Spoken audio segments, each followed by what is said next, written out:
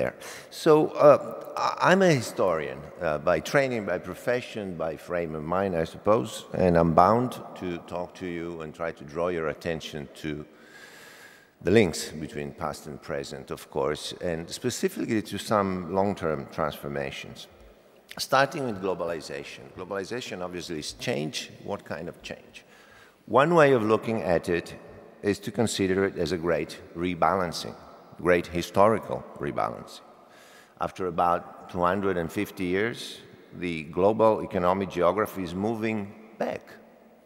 It's moving back to a shape much more similar to what it had always been before Britain and then Europe and North America took off with their industrial revolutions. Until about the second half of the 18th century, the economies of the Indian subcontinent and of China were, each one of them, as large as, if not larger than Europe's.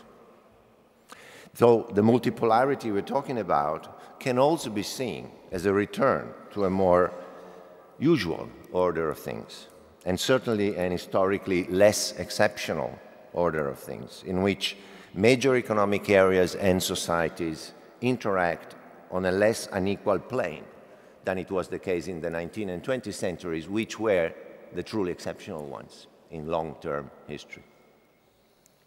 Now, this might appear as a professional concern for historians only, but it seems to me that it matters, because the notion of reprovincializing Europe and the West, that is to say, of reestablishing a multiplicity of points of view and a plurality of relations that are less unequal, less vertical and hierarchical with the West on top, is widely and deeply felt in society across Asia, Africa, Latin America, as we heard in the previous panel.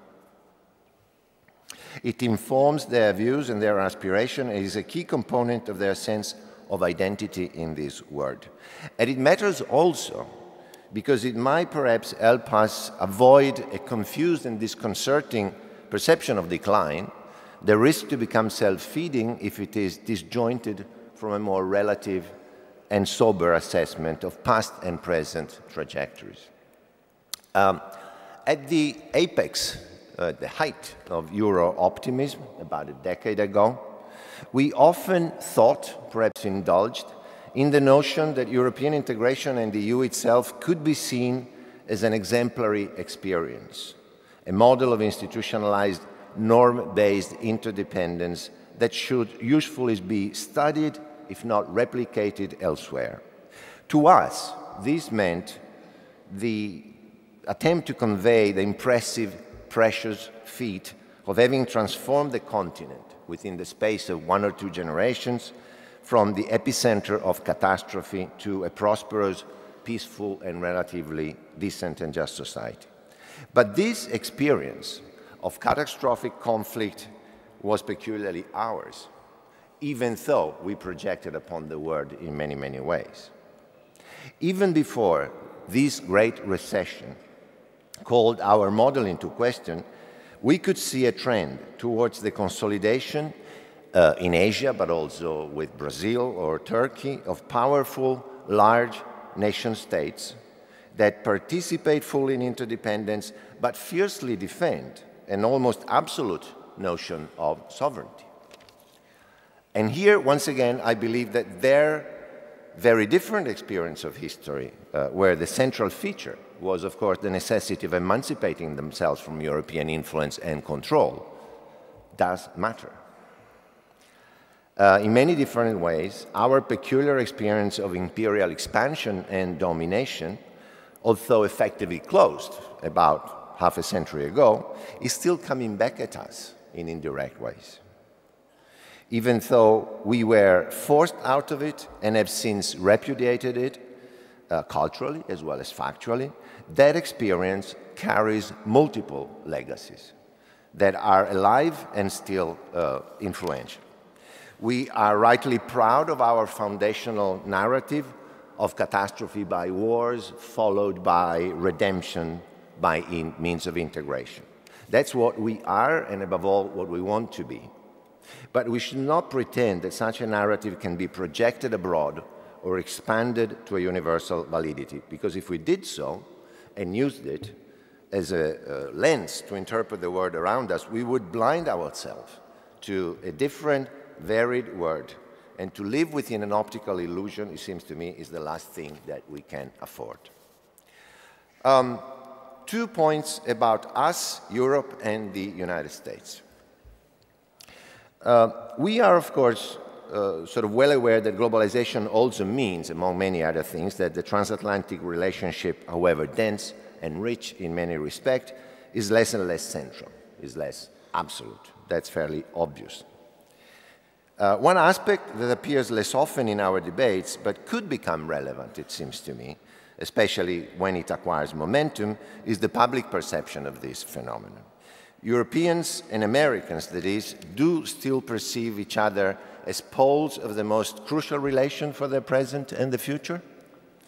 My point is that on this issue, a generational gap is opening up rather rapidly.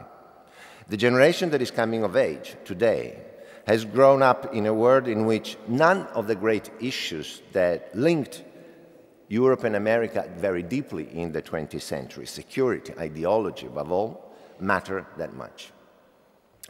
They seem, these new generations, to value relations with Latin America, with Asia, with Africa, no less than those with the United States, as their attitude towards cultural products, traveling and working makes clear. Their worldview, their mental map, is truly and effectively global and seems very different from the transatlantic frame of mind that obviously dominated previous generations like mine. This is a type of change that is hardly centered on a single issue and therefore difficult to identify perhaps, and so it tends to go undetected to a certain extent. But it is taking place, and we can soon expect it to reach the turning point, the tipping point, when the overall outlook in our societies will have relegated the transatlantic centrality to the past, to history. And here again, we cannot afford to go on living in a sort of bubble of 20th century imagination. Finally, something is changing also in the way in which broad, again, often vague cultural perceptions coalesce in specific views, in clear-cut beliefs, and ultimately in political views.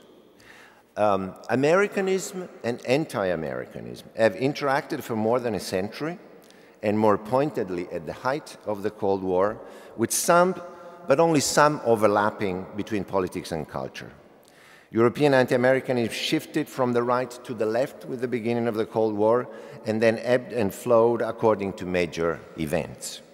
But in cultural terms, it remained rather loosely distributed on the right and the left of the intellectual spectrum, and increasingly, gradually lost its relevance. Today it is dormant, or perhaps even moribund, we never know. It was, after all, a function of the absolute centrality that the US had, or appeared to have, for Europe's future in the middle of the 20th century. And it is therefore less relevant and certainly less feverish today, just as Americanism has obviously lost its meaning. This, however, is not the trajectory in the US. Throughout the 20th century, Europeanism and anti-Europeanism didn't mean really much. They were attitudes within the elites, never more than that. And even for the elites, they mattered less than other cultural, political, strategic parameters. Now, however, even these attitudes partake of the radical polarization of American politics. Liberal culture still sees Europe as an important, albeit less crucial, part of a multilateral order that needs restructuring, but only in order to update and consolidate it. On the other hand, American conservatism has elevated Europe, and very much so during this electoral campaign, to a trope of all that it deems dangerous in America. Europe means, in their eyes and in their language, oppressive statism, socialist intrusion in the realm of personal liberty, government mismanagement of the economy, and ultimately sclerosis and decay.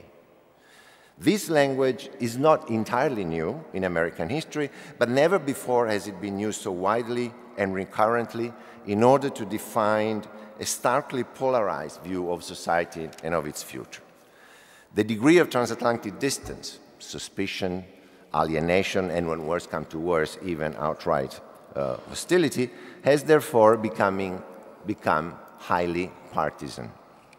We can therefore expect to see our relationship affected also, much more than in the past, by the American political and electoral cycle. And the irony is that this is happening when the dialectic of Americanism and anti-Americanism in Europe has become less politicized, less strident, and increasingly less relevant. But these are the ways of historical change, which is often twisted rather than linear, and almost always surprising in spite of all our efforts of gauging the future. Thank you.